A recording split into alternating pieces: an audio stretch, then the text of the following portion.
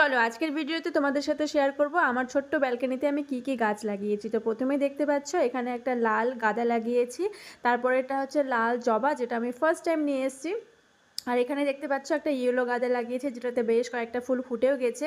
আর এখানে একটা লেবু গাছ দেখতে পাচ্ছ, এটা আমি গত বছর লাগিয়েছিলাম, এবছর কিন্তু বেশ কয়েকটা লেবু এসছে। অলরেডি দুটো লেবু আমরা বাড়িতে কিন্তু খেয়েওছি, এখনও কিন্তু 10 থেকে 12টা লেবু ধরে আছে, বেশ কিন্তু সুন্দর লাগছিল। তারপর এদিকে দেখো এই গাছটা কিসের গাছ তোমরা কেউ জানলে বলো তো। অ্যাকচুয়ালি এটা হচ্ছে জোয়ানের গাছ, যেটা ব্যাঙ্গালোর থেকে আমার দাদা নিয়ে এসেছিলো, তাই আমি টবে দু একটা লাগিয়েও দিয়েছি।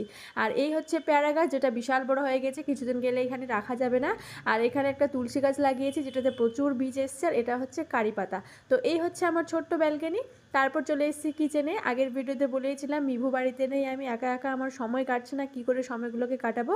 তো এইদিকে সমস্ত সবজিগুলোকে কেটে ধুয়ে রেখে দিয়েছিলাম, তারপর স্নান সেরে কিছুক্ষণ রোদ্রে বসেছিলাম। এবার যাবো রান্না করতে, বাকিটা আছে নেক্সট পার্টে।